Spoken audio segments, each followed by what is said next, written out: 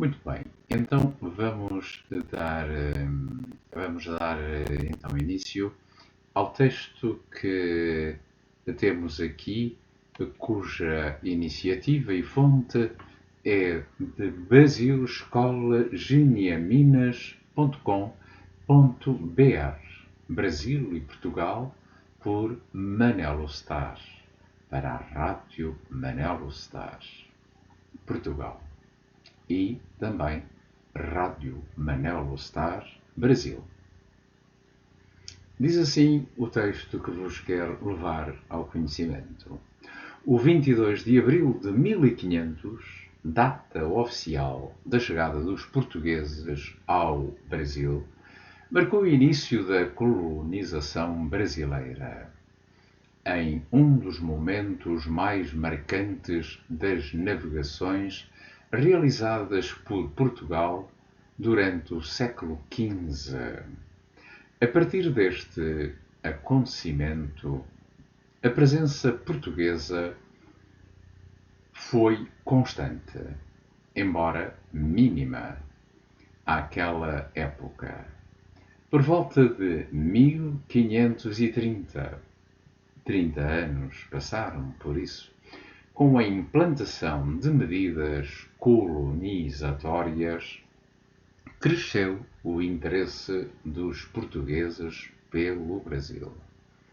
A expedição de Pedro Álvares Cabral contava com 13 daquelas embarcações que nós conhecemos, não é? Pareciam cascas de nozes, acrescenta aqui o Manel, sendo 9 naus e 3 caravelas, uma nave de mantimentos e uma tripulação estimada em, imaginem,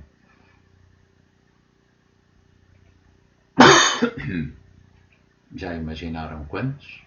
1200 a 1500 homens, que zarparam de Lisboa em 9 de março de 1500. O avistamento de terras foi relatado por Pero Vaz de Caminha, escrivão desta expedição, nestes termos. Em 22 de abril, quarta-feira pela manhã, topámos aves a que os mesmos chamam de furabuchos. Neste mesmo dia, à hora de vésperas, entre as 15 e as 18, avistámos terra. Primeiramente um grande monte, muito alto e redondo, depois outras serras mais baixas, da parte sul, em relação ao monte, e, mais, terra chã, como quem diz, terra plana, acrescenta aqui o Manel, com grandes arvoredos. Ao alto do monte, o capitão deu o nome de Monte Pascoal, e à terra, terra de Vera Cruz. Mas foi só no dia seguinte que Pedro Álvares Cabral decidiu enviar um grupo de homens comandado por Nicolau Coelho para fazer os primeiros contatos com os nativos. Sobre esse encontro, Pero Vaz ainda escreveu: eram pardos, todos nus, sem coisa alguma que lhes cobrisse as suas vergonhas. Traziam nas mãos arcos e flechas. A feição deles é parda, algo avermelhada, de bons rostos e bons narizes. Em geral, são bem feitos. Ambos traziam o lábio de baixo furado e metido nele um osso branco, e realmente osso do comprimento de uma mão travessa e da grossura de um fuso de algodão, agudo na ponta como um furador. Mantemo-nos pela parte de dentro, mantenha-nos pela parte de dentro do lábio, e a parte que fica entre o lábio e os dentes é feita à roque de xadrez, ali encaixado de maneira a não prejudicar o falar, o comer e o beber, registou este escrivão.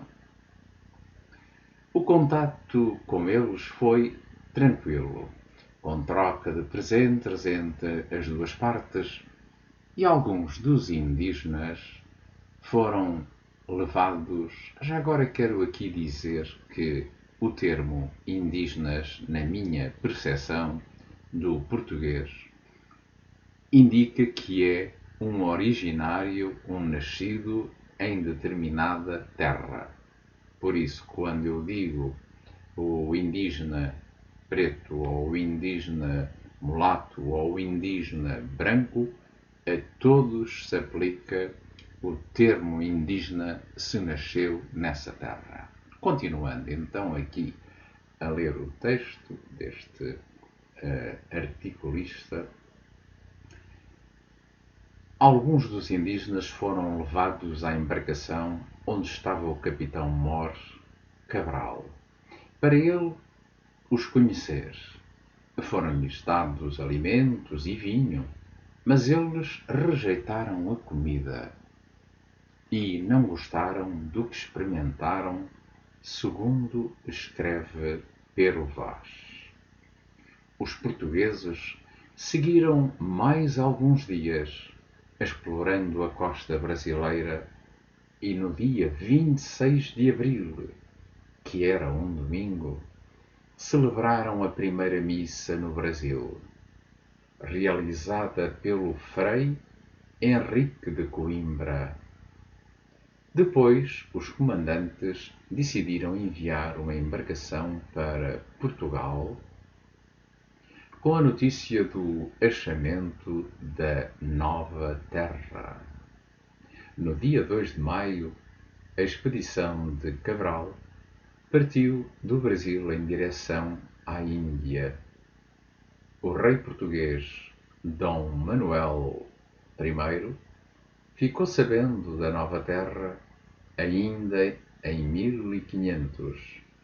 Apesar disso, o Brasil ficou em segundo plano, uma vez que a prioridade portuguesa naquele momento era continuar com o comércio na Índia.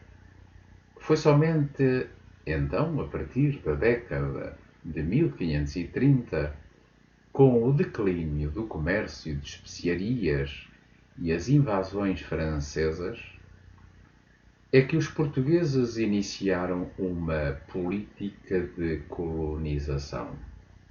Nesse primeiro momento, eles implantaram algumas feitorias no litoral brasileiro e passaram a explorar o pau do Brasil. Diz aqui que a fonte é de Daniel Neves, da Escola Brasil.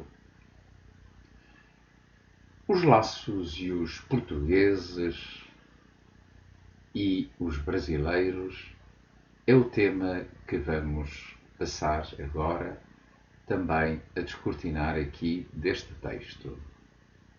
O descobrimento do Brasil levou à criação de outra data especial, o Dia da Comunidade Luso-Brasileira, que se tornou lei a partir do projeto de lei do senador Vasconcelos Torres em 22 de abril de 1967. válida para todo o território nacional brasileiro. A data lembra a fraternidade entre Portugal e Brasil, 1967, através do Tratado da Amizade, Cooperação e Consulta, também conhecido como o Estatuto de Igualdade, assinado em 22 de abril do ano 2000. Durante 322 anos, de 1500 a 1822, o território brasileiro foi colónia de Portugal, atraindo milhares de portugueses ao longo desse período, trazendo consigo os seus costumes e tradições de Portugal, principalmente durante o ciclo de ouro no século XVIII. Além do idioma, Brasil e Portugal se consideram nações irmãs, a partir de semelhanças observadas nos traços étnicos. Lembra aqui o Manel que foi feito um estudo de ADN em todo o mundo e esse estudo revelou que os portugueses têm o dobro de fatores do ADN, são 22, de que tem, por exemplo, um alemão, um dinamarquês ou inclusivamente um nativo africano que nunca tenha tido outra relação de familiar, de nascimento com outra etnia. E então queria aqui dar-vos conta deste estudo que tive conhecimentos. Por isso somos, tanto os brasileiros como os portugueses, somos o povo que tem o maior, composto de vários fatores de ADN, que chega ao dobro. Então trouxeram também o folclore, a religião, a arquitetura, como é bem visível em tantas cidades, como já referi há pouco, a cidade de Santos, entre outras tradições resultantes desta colonização. Após a independência, o Brasil continuou recebendo portugueses que chegavam animados para desbravar nova terra, tendo assim se instalado no Brasil. Entre eles se destaca António Clemente Pinto, que em 1795 chegou com 12 anos de idade e se tornaria barão de Nova Friburgo. Friburgo, segundo o meu conhecimento, é uma cidade alemã. Continuando, diz-se assim: ele era português de origem simples, viveu na cidade de Rio de Janeiro, com parentes que já residiam no Brasil. António trabalhou inicialmente no comércio do centro da cidade. Ajudado por João Rodrigues Pereira de Almeida, o barão de Ubá enriqueceu por meio do comércio de escravos e adquiriu várias fazendas de produção de café nas regiões de Nova Friburgo, Cantagalo e São Fidélis. A fazenda de Areias era a principal das demais 20 fazendas que António Clemente possuía em Cantagalo. Este milionário construiu residências sumptuosas para morar com a família, com o antigo Palácio de Catete, hoje Museu da República no Rio, o solar rodeado de jardins criados pelo paisagista francês Glaziot, hoje sede da Nova Friburgo Country Club, e sobrados como a atual sede da Fundação Dom João VI, na Praça Getúlio Vargas, entre outras ricas moradias. O seu rápido enriquecimento desperta curiosidade até hoje. António Pinto chegou a acumular mais riquezas que o próprio imperador.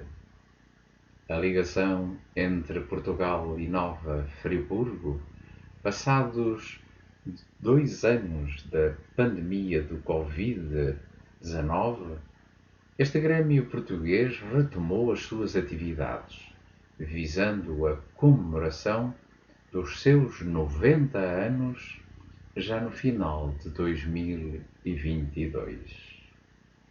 O ano passado, como se percebe aqui, dado que estamos a fazer este programa Horizontes Passado e Presente, no dia 25 de abril de 2023. Então, já neste final de 2022, os seus associados começaram a organizar e a agendar a programação especial ao longo de todo o ano. A entidade presidida por Vera Sintra tem cerca de 80 associados ativos. No momento, estão organizados chás beneficentes e a apresentação de danças, visitas à Casa do Minho, Rio de Janeiro, rodas de conversas com descendentes, previsão de uma peça teatral contando a história do português Samuel dos Santos, fundador da banda Euterpe e da Capela de Santo António do Suspiro, entre outras ações a serem divulgadas posteriormente. 2 importantes eventos estão sendo elaborados: o Dia de Portugal, em 10 de junho, e o aniversário do Grêmio Português, no dia 11 de junho. A história do Grêmio Português de Nova Friburgo, associação criada com fins patrióticos e de auxílio aos seus membros, foi fundado em 11 de junho de 1933, na sede da Associação Comercial, em reunião organizada por João César Piloto dos Santos e pelo professor Joaquim Nunes da Rocha, primeiro presidente, Porfírio Lopes Sá Carrapatoso e mais 75 sócios fundadores. Os estatutos foram aprovados em Assembleia Extraordinária em 6 de agosto de 1933, na sede da ACIANF. A sua primeira sede foi inaugurada em 12 de novembro de 1933 e no sobrado número 3, na Rua São João, atual Rua Monsenhor José António Teixeira, esquina com a Praça 15 de novembro, atual Dermeval Barbosa Moreira. E em 1 de julho de 1935 começou a funcionar a sua escola do Grêmio para o ensino primário e sua primeira professora foi Dona Ana Sampaio. As aulas, inteiramente gratuitas, começavam às 13 horas e terminavam às 16 horas. Os alunos tinham um uniforme que constava de blusa branca e calção ou saia azul, se fossem meninas, claro. A blusa tinha um pequeno bolso, na frente do qual era colocado o distintivo que o Grêmio fornecia gratuitamente. Lecionou lá também o professor Menezes Vanderlei. Em 1960, o Grêmio deixou a sua sede de São João e as reuniões prosseguiram, ora na sede da Cianf, ora na Gráfica Editora Aliança, ora na casa do presidente do Grêmio, Monsenhor Miranda, Rua Monsenhor Miranda. A atual sede própria fica na Avenida Euterpe Friburguense 108 e teve a sua pedra fundamental lançada em 3 de dezembro de 1961, com a presença do embaixador de Portugal, Dr. João de Deus Bataglia Ramos, e foi inaugurada em 10 de junho de 67, neste século passado, estando em funcionamento até hoje, que já estamos no século XXI, acrescenta aqui o Manel. Dentre os seus trabalhos atuais, o Grêmio Português vem-se dedicando à recuperação, preservação e divulgação dos costumes e tradições portuguesas na forma de Nova Friburgo, sendo também constante a presença de seus membros nos eventos da cidade, através de festas típicas e em eventos culturais em sua sede. O Grêmio mantém-se como um elo entre as duas pátrias irmãs, Brasil e Portugal. A fonte é, mais uma vez, refiro, Brasil Escola e geniaminas.com.br. Para a Rádio Manelo Star Portugal e Rádio Manelo Star Brasil, lido aos microfones da Rádio Manelo Star por Manuel Jorge, com muito agrado neste dia 25 de abril, em que o presidente Lula da Silva esteve na Assembleia Portuguesa para ser homenageado na pessoa de presidente Lula da Silva, também o povo português. Para mim, posso dizer-vos que foi uma felicidade. E felicidade é o tema que vamos colocar neste Horizontes Passado e Presente número 84, dedicado ao Brasil e também onde se lembra o relacionamento com Portugal desde o primeiro achegamento aos nativos do Brasil.